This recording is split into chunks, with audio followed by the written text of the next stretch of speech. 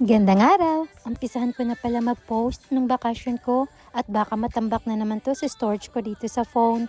Siya nga pala, ito yung araw nag-iimpake ako ng dadalhin ko pa Pinas at meron akong 2 free check-in na luggage. Ang gusto ko sanang mangyari, yung isang bag ko puro pagkain yung laman.